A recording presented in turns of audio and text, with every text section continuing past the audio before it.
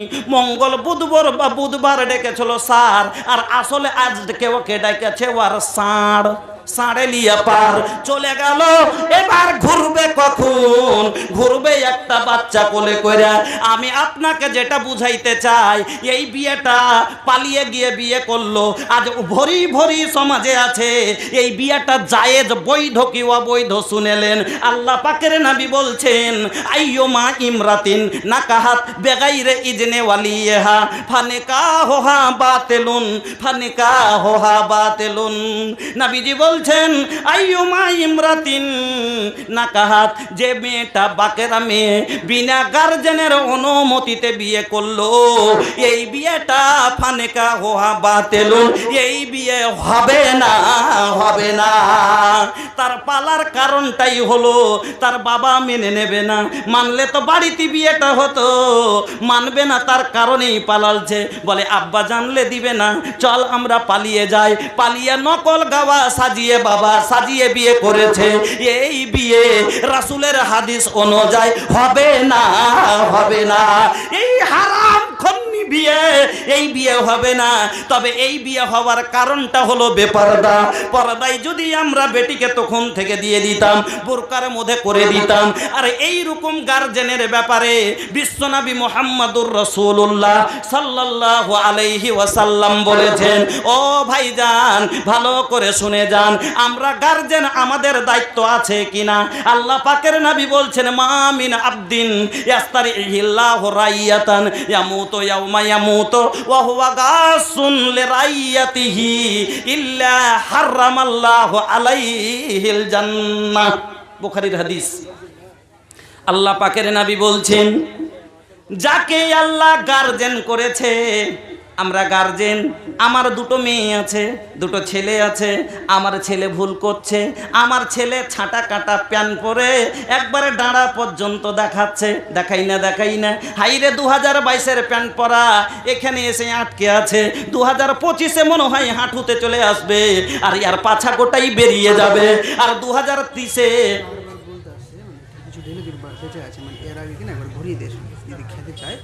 আচ্ছা, এর আগে খাওয়ার জন্য কিছু লোক গিয়েছিলেন, কিন্তু তখন মানে সুবিধা ছিল না, এখন কিছু খাবার বেঁচে আছে। জিনিসটাকে নষ্ট না করে যদি আপনারা একটু কম টাকা খেয়ে নেন, তো আপনাকে বললাম যে আপনার দুটো ফায়দা হবে, একটা পেটে আর একটা হলে আমলের, দুটো ফায়দা হবে, যান খেয়ে নেন। তো আমরা গার্জেন বলতেছিলাম, আপনার আমার সামনে অসভ্য পোশাক পরে আপনার আমার সন্তান চলে, আর আমি বাবা হয়ে গার্জেন হয়ে দেখছি, আমি বারণ করি না, আমার মেয়ে আমার আগাদিকে মাথা উদম করে স্কুলে যাচ্ছে, বাড়ি থেকে বের হচ্ছে, আমি দেখছি, আমি বারণ করি না, এর মানে আমি তাকে গুনার দিকে আগিয়ে দিলাম, তাকে অন্ধকারের দিকে ঠেলে দিলাম। এই জন্য নবীজি বলছেন, এই রকম গার্জেন যারা হবে, এই অবস্থায় তার যদি মরণ হয়ে যায়, নবীজি বলছেন, ইল্লা হারামাল্লাহু আলাইহিল জান্নাহ, এই রকম গার্জেনের উপরে আল্লাহ জান্নাতকে হারাম করে দিবে।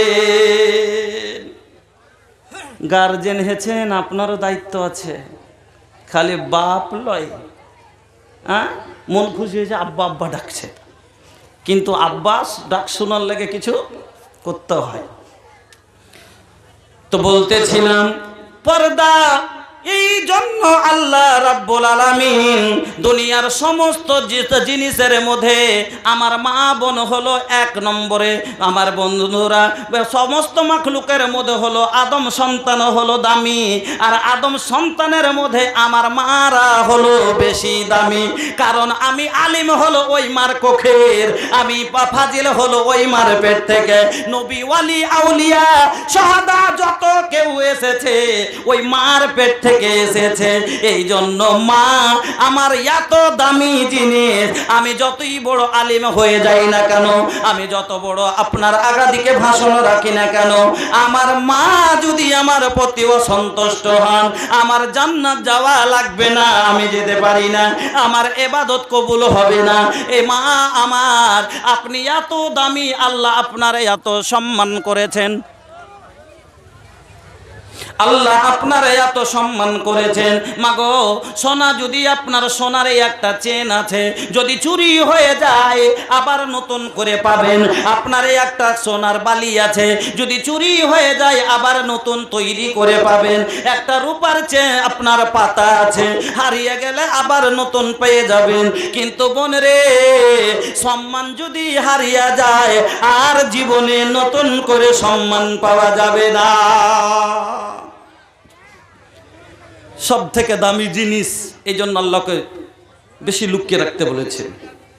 আপনাকে সামান্য আরেকটা দিই, তারপরে ফের হাদিসের উপরে আসছে। আপনি বাজারে দুটা জিনিস কিনেন, একটা 5 কিলোর একটা লোহার বাটখারা লাপার জন্য বাড়িতে, আর একটা 5 আনার একটা কি লাখের বা কানের 5 আনার একটা কানের কিনেন। আচ্ছা, দুটার মধ্যে কোনটা? এটা হলো লোহা, 5 কেজি ওজনের দিকে খুব বেশি, আর এই হলো 5 আনা।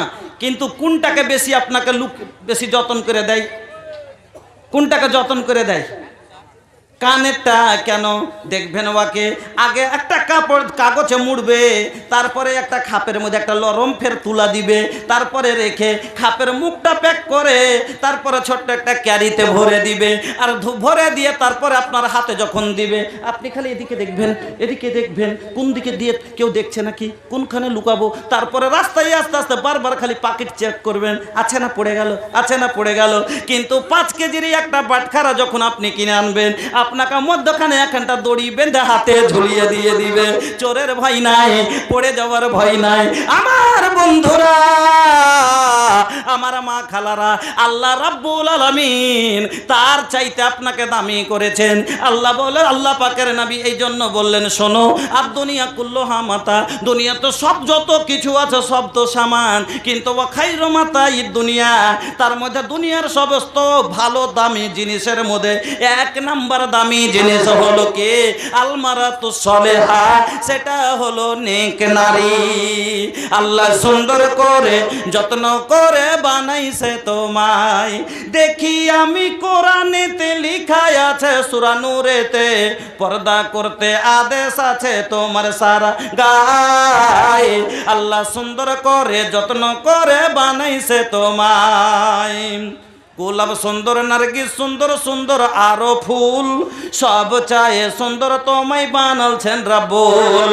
গোলাপ সুন্দর, নার্গিস সুন্দর সুন্দর আরো ফুল, সব চায়ে সুন্দর তোমায় বানালছেন রাব্বুল।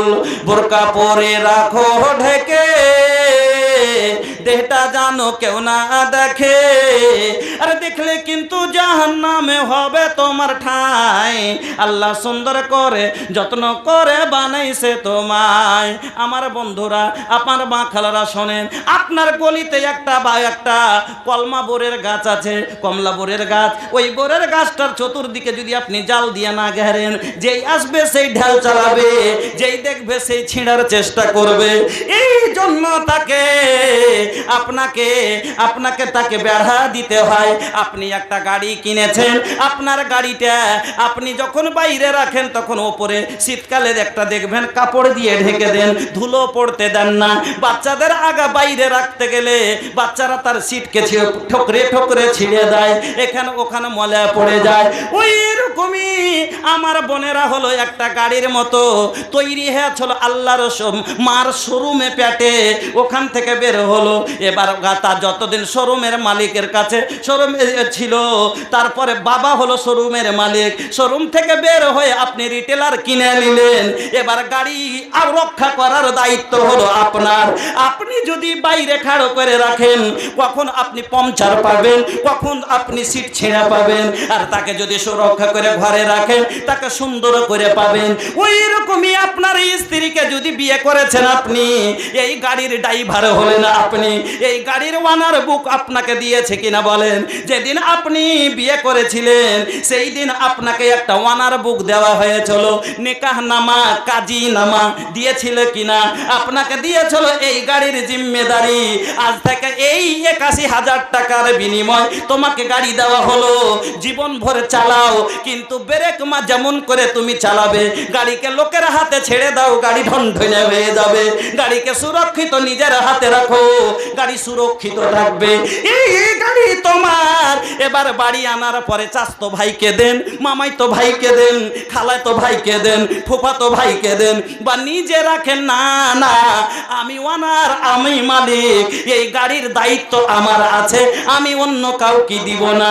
কিন্তু বাবা আজকে আমরা কত হুঁশিয়ার, বিয়ে করে আমি আনতে যাবে আমার চাচতো ভাই, বিয়ে করে আমি আনতে যাবে আমার মামাইতো ভাই, বিয়ে করি আমি আনতে যাবে আমার খালাইতো ভাই। আপনার কি বিশ্বাস ঘাটাতে তেল বার করতে পারে, বিক্রি করে দিতে পারে কিনা? কথা হক না বেহক? কেমন করে আপনি এর উপরে বিশ্বাস করেন? আপনার গাড়ি অ্যাক্সিডেন্টও করে দিতে পারেন, হেডলাইট ভেঙে যাবে, বরবাদ আপনার হবে। ওর কি যায়, আপনাকে সরি বলে কেটে পড়বে, কান ধরে কেটে পড়বে, কিছু টাকা দিয়ে চলে যাবে, বরবাদ আপনার হবে। এই জন্য ভাইজান ওয়ান, আপনি গাড়ি নিয়েছেন, এর দায়িত্ব আপনার উপরে। এবার আপনি যদি তার গাড়ির হেফাজত না করেন, এর জামিন হবে না আপনি। আমি বলতেছিলাম বন্ধুরে, আপনার আমার ঘরের বউ বেটির মালিক। যতদিন আমার বেটি বিয়ে হয়নি তার গার্জেন হলাম আমি, যতদিন আমি আমার বিয়ে দিয়ে দিলাম, স্বামী আপনি বিয়ে করে আনলেন, স্ত্রীর মালিক হয়ে গেলেন আপনি। আমার আপনার হেফাজত করা লাগবে, পর্দায় আপনাকে রাখতে হবে। এই জন্য হাদিসের মধ্যে এসেছে, ইয়া মাসারাস সাবাবে মান ইসতাতা মিনকুমুল বাত ফালিয়াতাজাওয়াজ। ও যুবকেরা, তুমি বিয়ে করার, তোমার খুব বিয়ে করার উপযুক্ত কখন হবে? যখন তুমি কি করবে, তাকে খাওয়া পরা থাকার সুব্যবস্থা সব দিতে পারবে, তখন তুমি বিয়ে করো। আর যদি তুমি থাকার হেফাজত রাখার জায়গা নাই, গাড়ি রাখারই জায়গা নাই, গাড়ি কিনিস না রে বোকা, না হলে তোর গাড়ির ধাপজি উড়িয়ে দিবে। আমার বন্ধুরা, আমার ভাইজানেরা, আল্লাহ রাব্বুল আলামিন এত দামি জিনিসকে যেমন কোম্পানি সুরক্ষিত রাখে, ধুলো পড়তে দেয় না, কারণ এই আমার আল্লাহ এই কোম্পানিতে তৈরি করলে মেয়েদেরকে এত দামি জিনিস তাকে কেমন করে খোলা মাঠে রাখতে পারে? এই জন্য আল্লাহ রাব্বুল আলামিন পর্দার মধ্যে করে দিলেন, হেফাজতে করে দিলেন। আল্লাহ বলে দিলেন, মহিলারা রে, ওয়াকারনা ফি বুয়ুতিকুন্না ওয়ালা তাবাররাজনা তাবাররুজাল জাহিলিয়াতিল উলা। শুরু ইসলামে। এবার আসুন, পর্দা কোথা থেকে শুরু হচ্ছে আর কারণটা কি? শুরু ইসলামে যখন কোরআন নাজিল হতে শুরু হয়েছে, কোরআন আসার আগে আপনারা একটা কথা শুনেছেন, আইয়ামুল জাহেলিয়াত, অর্থাৎ অজ্ঞতার যুগ, জামানায় জেহালাত, শুনেছেন বক্তাদের মুখে, বাপ লেখাপড়া করেছেন। তো জামানায় জাহেলিয়াত কাকে বলে, কোন জামানাটাকে? ঈসা আলাইহিস সালামকে আকাশে তুলে নেওয়ার পরে আর আমাদের নবী আসার আগে মধ্যখানে যে সময়টা গত হয়েছে, মতভেদ আছে, মেনে চলেন 5.5 থেকে 6.5 বছরের মাঝে এইরকম সময় এতে গত হয়েছিল। এই সময়টাকে বলা হয়েছে অজ্ঞতার যুগ, আইয়ামুল জাহেলিয়াত। ওই জেহালাতের যুগে মহিলারা যখন রাস্তাঘাটে বের হতো, পর্দা কি জিনিস কিছু জানছিল না, শরীয়ত তো নেই। এই জন্য যখন রাস্তায় তারা বের হতো, তখন কি করতো, একবারে ঠোঁটে লিপস্টিক, আলতা, যা করতে হয়, মানে যা লাগাতে হয়, সে যে সাজগুজ করে একবারে গয়নাগাঠি পরে, সুন্দর কাপড় পরে, নেকেট কাপড় পরে রাস্তাঘাটে চলাচল করতো, এইরকমভাবে চলাফেরা করতো। তো পর্দা কি জিনিস যখন ইসলাম আসলো, তো যখন আমার কিছু মানুষ ইসলাম গ্রহণ করেছে, মেয়েরাও গ্রহণ করেছে। এবার কিন্তু পর্দা যতদিন নাজিল হয়নি তার আগে মহিলারা যারা ইসলাম গ্রহণ করেছিল তারাও বেপর্দা হয়ে চলাচল করতো, মানে মাথায় হয়তো কাপড় নেই। কেন? পর্দা কি জিনিস তো বুঝে না, তো ওকে কি করবে, পর্দা কেমন কি কাকে বলে সেটাই জানে না, পর্দা নেই। তো রাস্তাঘাটে সাজ সিঙ্গার করে তারাও হাঁটাহাঁটি করতো, যার কারণে ওই মুনাফেকেরা, যেরকম বললাম না, এই যুগ আছে কিছু গেলা যে রাস্তা দিয়ে হাঁটলে ছোড়াকে খালি টিকটিকি লাগিয়ে দেখে আছে, বলছে কে গেল এটা। ওই রকমই মুনাফেকেরা ওই যুগে করতো কি, মানে রাস্তায় যখন থাকতো আর মুসলমানের মেয়েরা চলাচল করতো দেখে টিটকিরি মারামারি করতো, চোখ চমকা চমকা, দেখ দেখ দেখ জিনিস গেল এখানটা, দেখ, এরকম মানে চোখটা মারা, টাড়াটাড়ি করা, চোখ চমকা, কপাল চমকা, এরকম করতো। এই দেখে একটা খারাপ লাগবে কি লাগবে না? খারাপ লাগবে কি লাগবে না? আমার ধর্মের একটা মেয়ে যদি রাস্তায় চলে আর কোনো বাজে লোককে দেখি যে এইভাবে করছে, আপনার গায়েও আগুন ধরবে, আমারও গায়ে আগুন ধরবে। হযরতে উমারে ফারুক শটে সেরে যাচ্ছে, শোনেন।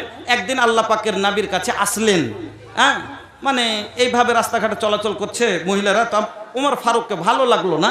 আসার পর আল্লাহ রসুলকে বলছেন, আল্লাহ রসুল আপনি দয়া করে মহিলাদের পর্দা করতে বলেন। আল্লাহর রসুল কোনো উত্তর দিলেন না। উমর ফারুক চলে গেলেন। কই একদিন পরে আবার আসেন, ওই কথাই আবার নবীকে বলছেন, ইয়া রাসূলুল্লাহ ইয়া হাবিবাল্লাহ, নবী গো একদিন এসেছিলাম আপনার কাছে, আমি অভিযোগ করেছিলাম পর্দা সম্বন্ধে, আজকে আবার এসেছি, আপনি দয়া করে মহিলাদেরকে পর্দা করতে বলেন।